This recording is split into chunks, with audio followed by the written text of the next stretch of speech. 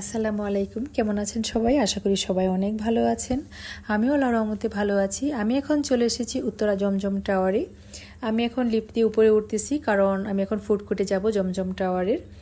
আর আমার কিছু গেস্ট আসতেছে, তাদের জন্যই মূলত আমার এখানে আসা। আজকে লাঞ্চ করার জন্য আমি এখানে এসেছি। আমি আর দিয়াত চলে এসেছি। আর আমার হাজব্যান্ড বলতেছে তুমি গিয়ে অর্ডার করো, আমি তাদেরকে মেহমানদেরকে নিয়ে আসতেছি। তারপরে আমি এখানে চলে এসেছি। এসে আমরা ভাবলাম যে আমি যে রেস্টুরেন্টটাতে সবসময় খাই, এটাতে একটা ফুড কোর্টের মধ্যে হচ্ছে খাতির যে ফুড কোর্টটা আছে, এটাতে কিন্তু খাবারটা দারুণ মজা হয়। বিশেষ করে আমার কাছে ভালো লাগে, কার কাছে কেমন লাগে আমি জানি না, তবে আমি কয়েকবার খেয়েছি, আমার কাছে ভালো লেগেছে।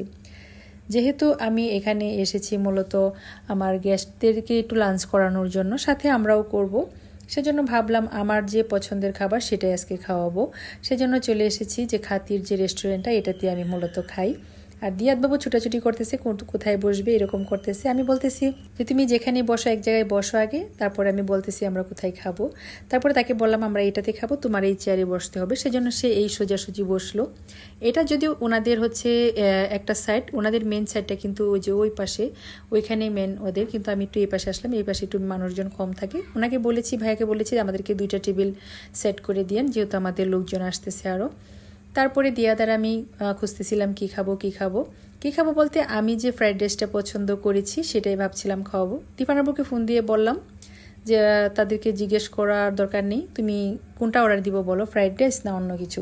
সে বলেছে তোমার যেটা চয়েস হয়। আমি বললাম তারপর একটা আইডিয়া দাও কী করা যায়। তারপরে সে বললো ফ্রাইড রাইসে অর্ডার দাও, যেহেতু দুপুরবেলা লাঞ্চ করবো, অন্য কিছু আসলেই ভালো লাগবে না। একবার ভেবেছিলাম যে ইয়াতে কাচ্চি বায়ে চলে যাব, কিন্তু ভাবলাম যে ওটা আবার একটু দূরে হয়ে যায়। তারা যেহেতু এইখানে আসতেছে এই সোজা, ভাবলাম এখানে আমি বসলে সুবিধা হবে তাদের জন্য। কে আসতেছে সেটাই বলবো। আজকে আমার মানে খুব কাছের লোক আসতেছে, আমাদের আত্মীয় স্বজন আসতেছে, সেজন্য আমি মহা খুশি তারা আসবে, তাদেরকে নিয়ে এখানে খাওয়া দাওয়া করবো। সেটাই মানে মূল টার্গেট আর কি। যাই হোক, তারা এসেছিল একটু ডাক্তার দেখাতে। তারপরে ভাবলাম যেহেতু আমার বাসার কাছে এসেছে, এখান থেকে চলে যাবে, তাদের সাথে দেখা না করলে কেমন হয়। তারা আবার বলেছে বাসায় যাবে না, কিন্তু বাসায় না গেলেও তো দেখা তো করতে হবে। আত্মীয় স্বজনের সাথে দেখা করলে মানুষের আত্মার আত্মীয়তা বাড়ে, এটা আমি বিশ্বাস করি।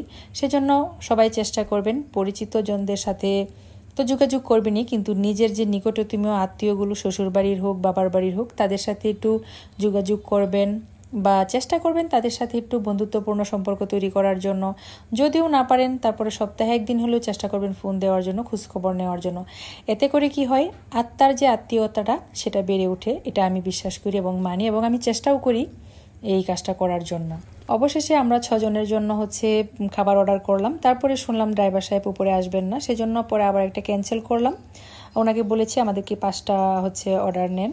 তারপরে 5টা অর্ডার লিখে নিয়ে গেল। আমরা এখন ওয়েট করতেছি কখন আমাদের মেহমান আসবে আর কখন তাদের খাবার রেডি হবে। অর্ডার দিয়ে আমরা বসে আছি, কারণ খাবার তো টাইম মতো গরম গরম সার্ভ করবেই। সেজন্য আমি আর দিয়াত এখানে অপেক্ষা করতেছিলাম অনেকক্ষণ যাবত যে কখন তারা আসবে। সেজন্য একবার তাকাচ্ছিলাম লিফটের দিকে এবং একবার তাকাচ্ছিলাম এদিকে। তারপরে তাকিয়ে থাকতে থাকতে দেখি ফাইনালি দিফানার আপু তাদেরকে নিয়ে চলে এসেছে হচ্ছে আমার ননদ এসেছে, ননদের মেয়ে এসেছে, আর ননদের আরেকজন আত্মীয় আছে, ওনাকে নিয়ে এসেছে। যেহেতু আমার ননদের মেয়ে চোখের ডাক্তার দেখাতে এসেছিল, তারা ভাবলাম এত কাছে চলে এসেছো, কেন চলে যাবা, একটু আমার সাথে দেখা করে যাও। আর নাফিসা আমার ভাগ্নি বারবার বলতেছিল দিয়াদের সাথে সে দেখা করবে, দিফানের সাথে।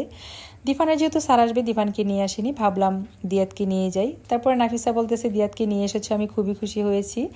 আর দিয়াদের জন্যই মূলত নাফিসা বলতেছে উত্তরা, তারা কিন্তু গিয়েছিল হচ্ছে কারণ বাজারে চোখের ডাক্তার দেখাতে, তারপরে দিয়াতকে দেখার জন্য তারা উত্তরা নেমেছে। সেজন্য মূলত আমি বাসা থেকে রওনা হয়েছি। দিফানাবুকে বললাম এত তাড়াতাড়ি চলে এসেছে তারা, আমি কেন লেট করলাম। তারপরে দেখি তাদের আগে আমি চলে এসেছি, তারা এয়ারপোর্টের এখানে এসে একটু জেমেটকে গিয়েছিল।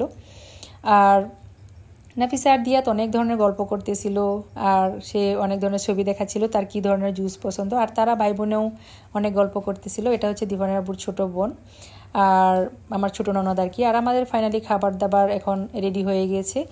ভাবলাম দুপুরবেলা এত গরম ছিল আজকে যে চিকেন ফ্রাইটা দিলে আসলে ফ্রাইটা না খাওয়ার, এমনি তৈলাক্ত খাবার খাচ্ছি, সেজন্য হচ্ছে অন্য একটা কারি অর্ডার করেছিলাম, চিকেন কারি, আর হচ্ছে সাথে হচ্ছে চাইনিজ ভেজিটেবল আর ফ্রাইড রাইস, আর ছিল 7 আপ সাথে।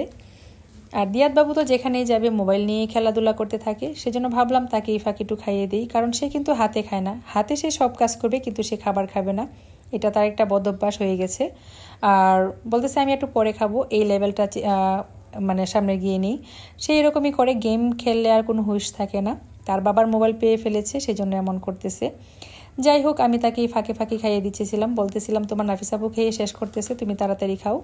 তারপরে সেও মানে খাওয়া শুরু করেছে, আর ফাঁকে ফাঁকে আমিও খাচ্ছিলাম আমার খাবারটা। কোথাও গেলে আসলে খাওয়া দাওয়া করা যায় না তার জন্য, কারণ যেখানেই যাই না কেন তাকে খাওয়াতে খাওয়াতে আমার খাবারটা সবসময় ঠান্ডা হয়ে যায়। যে কোনো বিয়ের দাওয়াতে যাই বা যে কোনো অনুষ্ঠানে যাই না কেন, যখন তাকে তার জন্য খাবার নিই, তার মুখে দিতে দিতে পরে আমার খাবারটা ঠান্ডা হয়ে যায়, পরে আর আমার খাবারের আর রুচি থাকে না, ভালোও লাগে না, পরে আর খাই না। সব সময় কোথাও গেলে এই কাজটা আমার কাছে সবচেয়ে বিরক্ত লাগে, যে বাচ্চাকে খাইয়ে দিতে হবে। বাচ্চাকে তো খাওয়াতে হবে ঠিক আছে, যদি ছোট থাকে, সে তার দুই হাতে সব কিছু করে, মোবাইল খেলে, মোবাইল নিয়ে গেম খেলবে, লেখাপড়া করবে, সব করবে, শুধু খালি খাবারটাই খাবে না। এই জন্য আমার বিরক্ত লাগে। বাচ্চাকে, সন্তানকে খাওয়াতে হবে, এটা তো স্বাভাবিক জিনিস। যাই হোক, আমাদের খাওয়া দাওয়া শেষ, এখন আমরা চলে যাচ্ছি, মানে আমার ননদরা চলে যাবে। তারা যেহেতু ভালুকা চলে যাবে, ভালুকা থেকে মানে ময়মনসিংহ ভালুকা থেকে এসেছিল উত্তরাতে ডাক্তার দেখাতে। তারপরে ভাবলাম তাদেরকে একটু বিদায় দিয়ে তারপরে আবার আসি। এখানে আমার একটা কেনাকাটা আছে, আমি আবার যাবো এক জায়গায়, তাদেরকে বিদায় দিয়ে আমি একটা জিনিস কিনবো। কেনার পরে আমার ফোনের চার্জার কিনতে হবে, তারপরে হচ্ছে আমি চলে যাব অন্য একটা জায়গায়, বিশেষ একটা কাজে আর কি। তাদের জন্যই মূলত এসেছিলাম, যে তাদেরকে একটু লাঞ্চ করিয়ে তারপরে আমরা চলে যাব। সেজন্য ভাবলাম এই দিফানের আব্বু যেহেতু সাথে আছে, আমি তার সাথেই চলে যাব। একা কোথাও গেলে আসলে ভালো লাগে না, বিরক্ত লাগে। যাই হোক, আর আমার ননদকে এখন বিদায় দিচ্ছিলাম, তারা গাড়িতে উঠে পড়েছে, তারা এখন চলে যাচ্ছে ভালুকার উদ্দেশ্যে। আমরা তাদেরকে বিদায় দেওয়ার জন্য তাদের সাথেই নিচে চলে এসেছি, মানে জমজম টাওয়ারের নিচে চলে এসেছি। আর ড্রাইভার সাহেব তাদেরকে গুছিয়ে এখন উনি বসলেন, এখন তারা চলে যাবে। যাই হোক, আমার ননদ বাই বাই বলতেছিল দিয়াতকে। দিয়াত বাবুর তো মন খারাপ হয়ে গিয়েছে, কারণ তার নাফিসা আপু চলে যাচ্ছে। দিয়াত শুধু নাফিসার হাতে খায় আর আমার হাতে খায়, আর সে কারো হাতে খেতে চায় না। আর সেজন্যই মূলত নাফিসাকে সে অনেক পছন্দ করে। আর বাড়িতে গেলে নাফিসার সাথে নাফিসারও বাড়িতে যায়, সে অনেক খেলাধুলা করে, সেজন্য তার সাথে বেশ ভালো সম্পর্ক। আর নাফিসাও তাকে অনেক আদর করে। আর আমরা এখন চলে যাচ্ছি তাদেরকে বিদায় দিয়ে, আমরা আমাদের কাজে যাচ্ছি, গুলশানের দিকে যাচ্ছি। যাই হোক, সবাই ভালো থাকবেন, সুস্থ থাকবেন। আর আমার এই ভিডিওটি কেমন হয়েছে অবশ্যই কমেন্ট বক্সে জানিয়ে যাবেন। আর আজকের মতো এখানেই বিদায় নিচ্ছি। অন্য কোনো ভিডিওতে, অন্য কোনো সময়, অন্য কোনো জায়গায় আবারও সবার সাথে দেখা হবে। সে পর্যন্ত সবাই ভালো থাকবেন, সুস্থ থাকবেন। আসসালামু আলাইকুম।